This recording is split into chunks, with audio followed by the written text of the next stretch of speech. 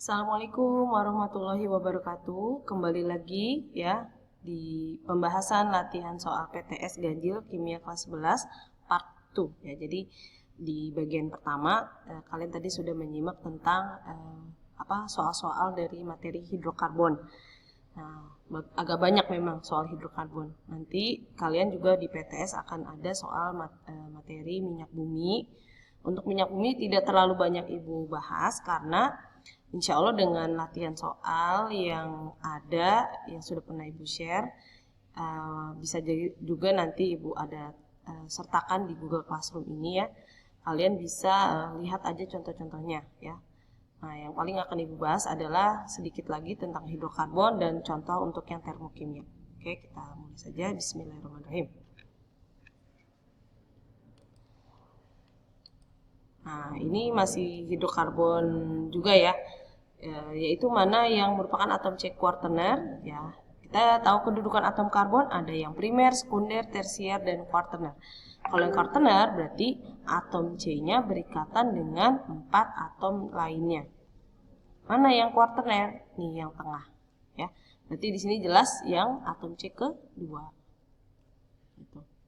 Yang nomor selanjutnya, senyawa yang termasuk alkena. Nah, ini juga tadi sudah ada ya. Jadi Ibu skip aja deh bagian ini. Nah, selanjutnya tentang minyak bumi. Di sini ada ilustrasi ya, distilasi bertingkat, di mana minyak bumi setelah ditambang, kemudian untuk dapat dimanfaatkan harus melalui beberapa tahapan. Tahapan pertama, minyak bumi melalui yang disebut kolom distilasi fraksionasi, yaitu dilakukan pemisahan dari fraksi-fraksi penyusunnya. Nah, dipisahkan melalui perbedaan titik didih ya. Jadi senyawa yang memiliki titik didih lebih tinggi akan lebih dahulu berubah menjadi fase uap dan kemudian ditampung.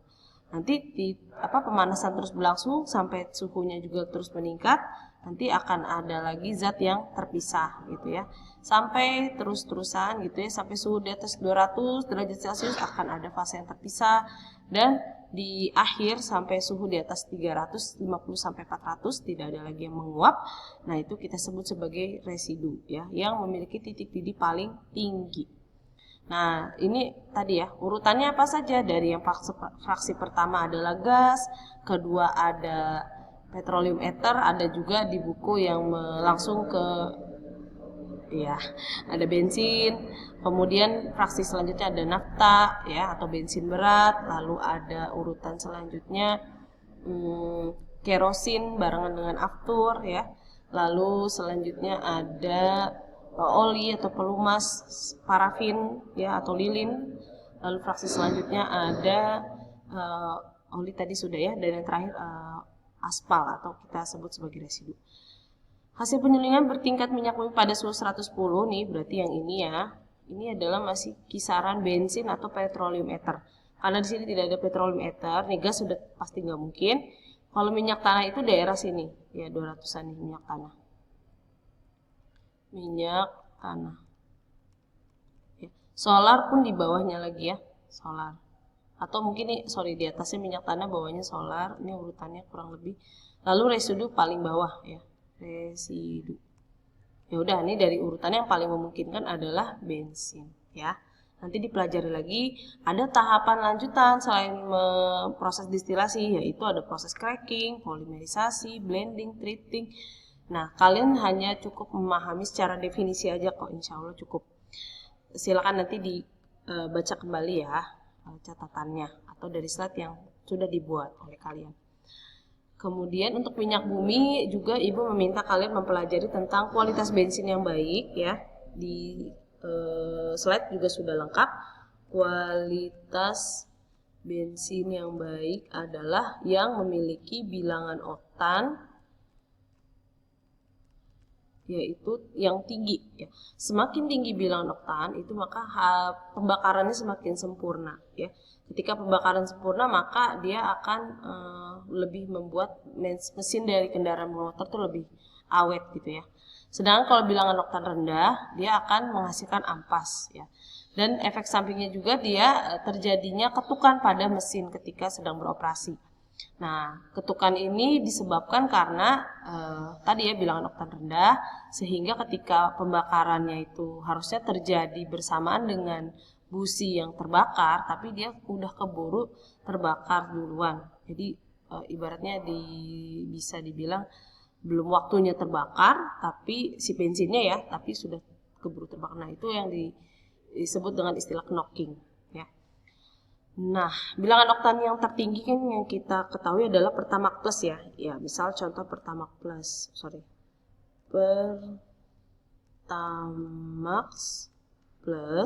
itu kalau Ibu tidak salah ya bilangan oktannya itu 95. 95 itu artinya apa? Nah, komposisi bensin kan kalian harus tahu nih, bensin itu terdiri dari iso-oktana, dan N-heptana. Ini adalah dua zat komposisi bensin. Kalau yang memiliki bilangan oktan 95 itu artinya kandungan iso-oktananya 95%. Nah, sisanya 5%-nya lagi apa? N-heptana. Heptana 5%. Tuh ya. Jadi kalau nanti di soal kemungkinan ada yang seperti ini. Kalau bilangan oktannya 87 atau 88, nah berarti si 88-nya itu adalah persen dari iso-oktana. Ya, seperti itu. Kurang lebih itu untuk minyak bumi. Selain pemanfaatannya juga apa saja, misalkan kayak aspal ya, misalkan pemanfaatan sebagai bahan bakar rumah tangga atau kompor gas yaitu LPG, kemudian juga kerosin juga sebagai bahan bakar untuk kompor minyak tanah, lalu untuk bahan bakar pesawat terbang ya itu di kisaran rantai C berapa, suhu derajatnya berapa yang terdistil pada saat proses distilasi harap dibaca balik ya. Oke, kita langsung masuk ke termokimia. Ya, termokimia adalah ilmu yang mempelajari panas yang dihasilkan dari reaksi kimia. Bisa menghasilkan panas, bisa juga menyerap panas. Nah, lalu Ibu sudah membahas juga tentang reaksi eksoterm lalu endoterm ya. Eksoterm itu adalah reaksi yang melepas kalor,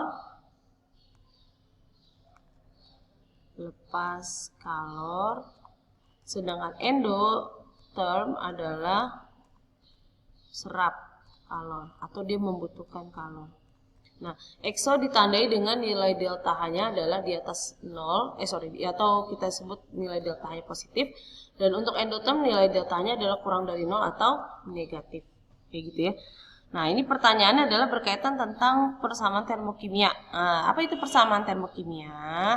Adalah persamaan reaksi termokimia adalah ada persamaan reaksi, misalkan A tambah B menjadi C tambah D, begitu kan? Lalu disertai dengan di akhir persamaan reaksi itu ada nilai delta H-nya sekian kilojoule per mol atau sekian kilojoule. Inilah persamaan termokimia. Nah, ada 4 macam ya, ada pembentukan delta HF, ya, lalu ada penguraian delta HD, ada pembakaran delta HC, dan ada pelarutan delta HS. Nah, untuk soal ditanya yang persamaan termokimia pembentukan standar. Ingat, kalau ada kata-kata standar, berarti zat yang dibentuk atau apapun ya yang dibentuk, diurai, dibakar harus sejumlah 1 mol ya. Harus sebanyak 1 mol. 1 mol ini ditandai dengan apa? Koefisien zatnya sama dengan 1. Nah, kita telah dulu dari yang A nih, NH4 plus Cl min ya menjadi NH4Cl. Ini bukan reaksi pembentukan ya. Kenapa? Memang zat yang ditandakan zatnya ada di sebelah kanan tanda panah. Nah, tapi dalam unsur-unsur penyusunnya ini tidak sesuai kita sebut sebagai unsur penyusun karena Cl min ya itu bukan unsur penyusun. Untuk Cl dia adalah diatomik ya. NH4 ini masih ikatan bareng tuh antara N dan H. Jadi pasti bukan. Yang B sekarang. SO2 plus setengah O2 menjadi SO3. Di sini senyawanya di kanan ya, merupakan reaksi pembentukan. Nah, sebelah kirinya kan adalah unsur penyusun. O2 udah sesuai nih, tapi di sini masih S dan O berikatan. Jadi ini bukan reaksi pembentukan. Kalau pembentukan harus unsur-unsur penyusunnya sendiri-sendiri, ya. Jadi S dan O gitu. Jadi yang B salah di situ. Yang C, PCl3 plus Cl2 menjadi PC, ya masih sama ya, kesalahannya di si senyawa yang paling pertamanya ini dia masih berikatan, bukan dalam bentuk unsur penyusunnya. Jadi salah di situ. Yang D ini juga sebetulnya adalah reaksi pembentukan ya. Nah, tapi kalau kalian cermati lagi, ini kan udah benar ya, unsur penyusunnya, lalu di sebelah kanan tanda panah adalah senyawanya. Tapi berbedanya di sini si koefisiennya yang bikin salah. Si zat yang dibentuk harus koefisiennya 1. Ya, maka ini reaksi atau delta HF pembentukan tapi bukan yang standar gitu. Karena dia untuk 2 mol. Sedangkan yang E, lah inilah yang kita jawabannya gitu. Jadi SO2 tersusun dari S dan O. Koefisiennya 1 si SO2-nya, ya kan? Terus ini 1, S-nya 1, O-nya 2, S-nya O-nya 2. Jadi reaksinya juga harus kita perhatikan, harus sudah setara. Ya, jadi jawabannya ini E. Oke, mudah-mudahan cukup jelas. Ibu lanjut. Di bawah ini adalah diagram reaksi eksoterm kecuali. Ingat, eksoterm itu terjadi pelepasan kalor. Jadi apa delta H-nya kalor. Ya. Jadi delta H-nya akan kurang dari 0 ya. Kurang dari 0. Delta H itu apa? Produk ya. Produk dikurang H reaktan. Nah, si produknya posisinya pasti lebih rendah daripada yang reaktan.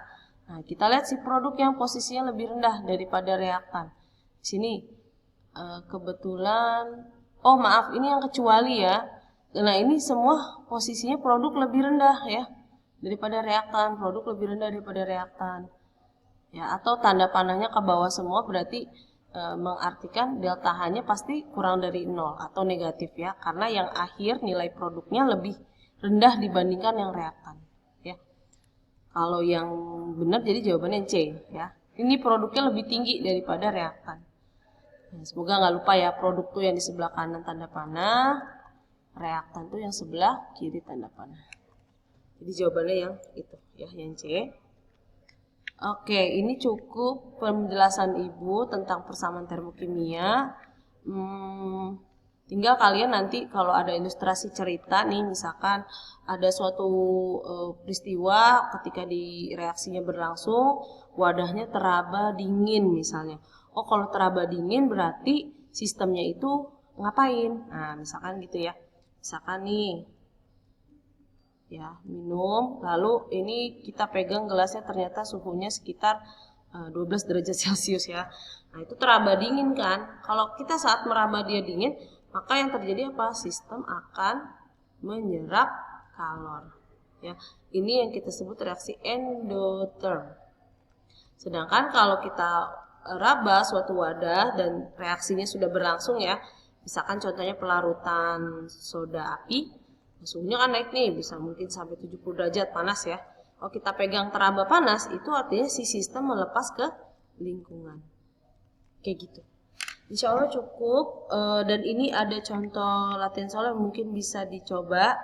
Tapi mohon maaf nih, untuk termokimia, kayaknya kalau kalian nemuin dari soal-soal ini ada yang hitung-hitungan, berarti itu tidak akan keluar di materi PTS nanti ya. Pokoknya kalian adalah materi yang berkaitan teori-teori aja seputar reaksi eksoterm, endotherm, lalu delta H-nya, bagaimana kalau reaksi eksoterm dan endotherm ya. Ibu cukupkan, mudah-mudahan bisa bermanfaat apa yang Ibu sampaikan. Semoga hasilnya juga optimal sesuai dengan ikhtiar kalian.